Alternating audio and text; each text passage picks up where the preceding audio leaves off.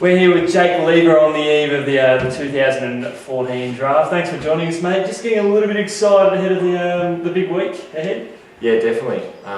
Really excited at the moment. As you said, it's a week away, and I'm really nervous and excited at the same time. So there's a lot of vibe around it at the moment, and there's a lot of media coverage. So it's sort of hard to get away from it, but just really excited. Must be getting a little bit sick of that, aren't you? Your attention already? There has been a lot of phone calls and questions in the last probably month or so, but that's part of it, and I'm sure if I do make it at the next level, I'm going to have to get used to that. So as I said, just really excited and looking forward to the next week. Now, touch on it just briefly, mate, but the last 3 to 4 months has been pretty unreal. You've virtually spoken to every club, you've had them come over. What's that sort of been like for you and the family especially?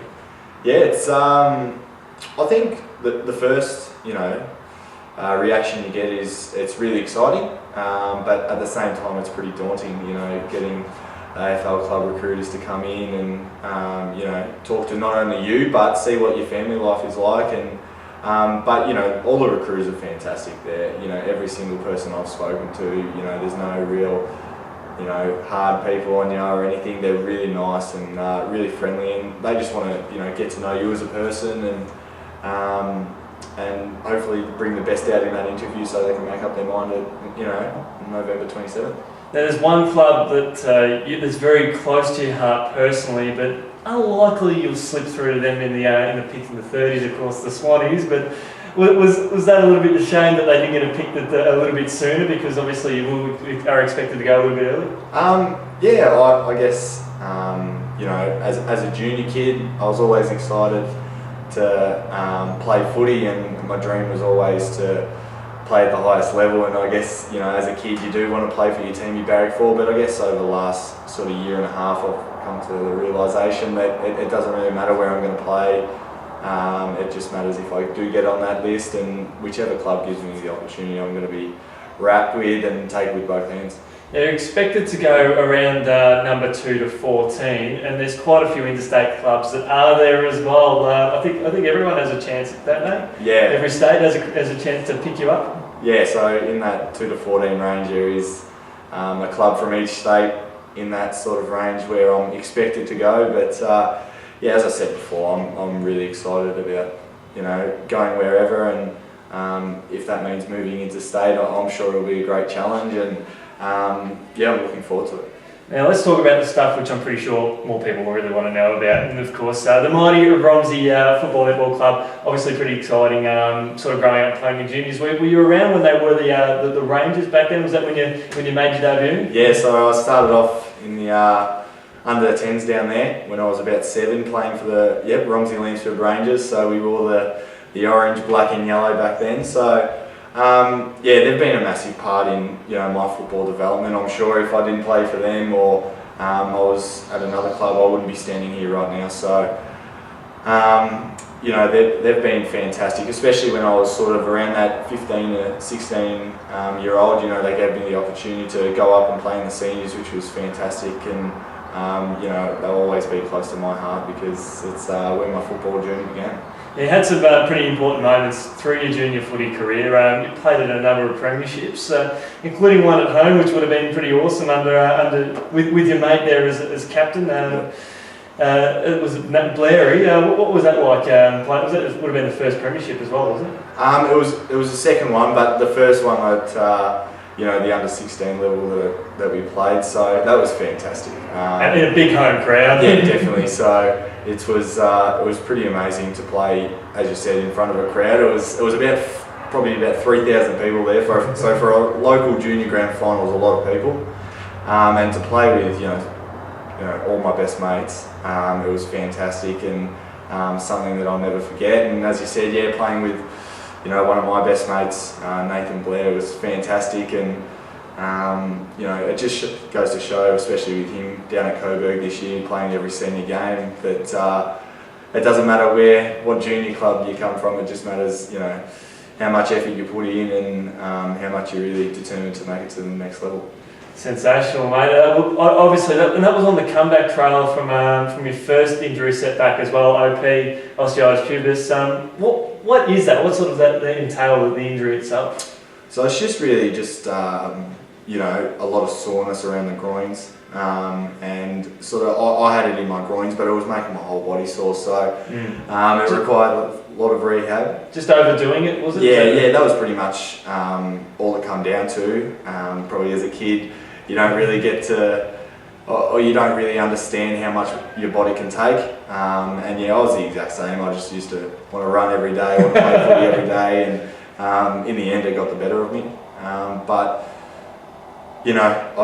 as I said, especially with this setback now with my knee reco, I was able to cope with that OP pretty early and have to do a lot of rehab stuff. As a 14-year-old, you probably don't want to be stretching every night and doing little exercises before bed. So it just gives me a mindset of what it takes to make the next level, I guess. Now, when you won that premiership as well, on the back of that's a big success in itself. Let's be honest, getting back from OP at a young age. You end up being an integral part of the historic making RDFL under 15 side. I think you played in was it the state final. Yeah. And so what was that like? Because you come through with a stellar group. You were swung around between, played in the back line after playing in the forward line with Romsey. What was that like, sort of making the switch? I know Robbie Beaton was a big move from him and the team. Yeah, so first of all, it was fantastic to get to that level, especially from us as the league, RDFL, where we come from. We were usually getting beaten by 100 points each week, and it was fantastic to first of all win that first game, but to continue and win the next two and make that state final was a massive achievement in itself. It didn't matter really, I guess, what the result was on the day that we played in that state final. It was just a matter of the experience, and yeah, I did come through with some pretty good players. Xavier Damasi was one that springs to mind now, and the likes of him, Jack Baker, Tommy Donahue especially, he was fantastic. So to come through with those boys, it was really good. And yeah, as you said, I was playing forward line for Romsey at that stage, and I remember sort of understanding that there was a couple more forwards that probably were in front of me at that stage, especially with development and probably size as well. So they were obviously going to get that opportunity, and I remember speaking to Beats, and he said, I'm thinking about chucking you in the back line. And at first I was really excited, and then I sort of thought about it, and I thought, I haven't really played there a lot, so I was pretty nervous, even in the practice game that we played, where I played there. But to Beats' credit, he seen something in me in that back half, and I played really well, and I guess that's where the back line comes from, and the rest is history, I guess. So you were still playing forward at Romsey, but when it became the higher honours, you've stuck to the back line, which you've stayed ever since. Yeah. So if you hadn't have made the move, maybe things could have been a bit different. Definitely. It might not have, me standing here now really excited for the draft. It might have been me playing, maybe for Romsey in the 18s or something. So it's, I guess I don't look back on it now and think like that, because I guess Beats seen something in me, and I was really excited at that prospect, and just took it with both hands, I guess.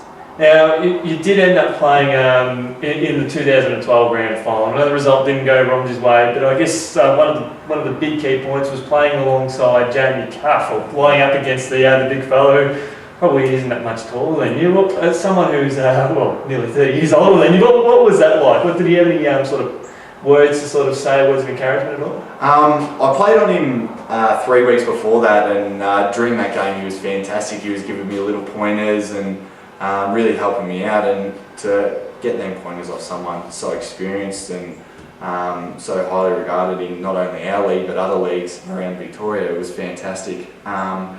But I guess on grand final day he didn't want to give me too many tips, especially when we were beating them. So I did play on him. It was fantastic. I still see Cuffy now at the junior footy and always go up to him and have a chat. He's just a fantastic bloke, and I think personally that's why he's one of the most highly rated people in the RDFL, just because not only is football, but he's just an absolutely fantastic guy. Yeah, I think it can meet a few better people in footy. Have there been some other influences as well through the RDFL in particular that you sort of played on in your limited time at senior level that you sort of learn a few things from or enjoy the experience? I think playing with the likes of Lee Irwin, especially down back, who obviously played for Romsey in that grand final year, he was really good. Him winning a Lansfield Best and Fairest in their grand final year and then obviously moving to Romsey.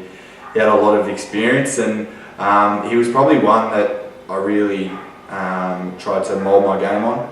Very aggressive, tall defender, key defender. So, he was at full back and I was at centre half back, and at training I try to learn off him as much as possible and try to do the things he did. And sometimes, they didn't always work because he's probably 20 kilos heavier than me when I was trying to run through blokes like he was. But he was definitely one that I took a keen eye to watching and trying to learn off. So. What about some of the coaches coming through around Romsey and through the RDFL interleague squad? I think, as you said before, Beats was definitely one. Rob Beats, and he's, I guess he was the one that started all this. Me moving into the back line, and then obviously really pushing me into the cannon sides and wanting me to develop into a defender. So he was an integral part to my development. I think even when my dad was a coach, he was really good for me. He was always hard on me. As they are. As our parents are. And, that really helped me. And, even our 16s coach, Darren Lingard, he was fantastic with, especially the boys that played that year. He was almost like another kid out there. So that was probably the best thing, especially that year playing with him and all my mates. So they're three people I think that have really helped me through my development through the juniors. Your accolades outside Romsey have been pretty awesome. Australia, wearing the big V. What do they sort of mean to you now? Looking back, a massive privilege. I probably took it for granted at the time. Especially when I played for Australia over in New Zealand. Looking back now, I couldn't think of anything better that's ever happened to me. So I guess, at the time I took it for granted and just thought it was another game. But as you said, looking back now, playing for Australia in that New Zealand game was a fantastic achievement for me. And playing for Vic Metro in both the 16s and 18 carnivals was another massive honour. So it was fantastic. And when you did go down with the knee, was that obviously a lot of disappointment there? And it's been a big talking point right throughout the year, but something that's probably put in the past now. The recovery's all going well, and it's just back to business. Yeah, it is. Obviously at the time I was shattered, but I understood.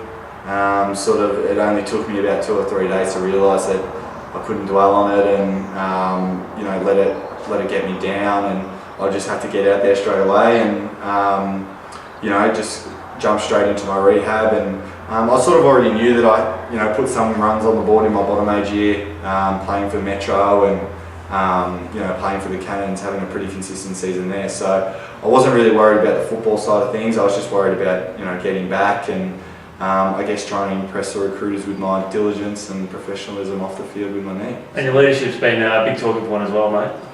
Yeah, so I think my leadership sort of comes naturally. I tend to don't think about it too much. I think it's just, I want to get the best out of myself, not only myself, but the team that I'm playing with. So I guess I take it out on, yelling at people to do stuff on the field and all that. But it's really just comes natural to me. But hopefully I can develop it further going into AFL level. And there's been fantastic guys around me when I've captain sides that I guess don't get the credit when it's due. So I've had some pretty good vice captains in my time, especially playing for Metro and that. So Now, lastly, mate, within a few weeks, you're going to be kicking goals in an AFL club out on the training track. But you're going to look back on the RDFL. What's one thing that's going to stand out to you that you'll never forget? I think just the atmosphere of the RDFL, it being a metro, in the metro region, it doesn't really have that feel. It has that country feel, and I guess when I hopefully have a long and successful AFL career, I want to come back and get involved in the country side of footy, because that's what I love. You know, going to the footy on a Saturday and you're playing seniors and you see the blokes on the sideline drinking beers, yelling at you. I find that very enjoyable, and it's just a part of country footy. And after hopefully I have a successful career, I want to come back and really enjoy that side of the football game. Jake, the Snake Leader, thanks for joining us, mate. All the best for the big draft day and for the future. Thank you very much, Alan.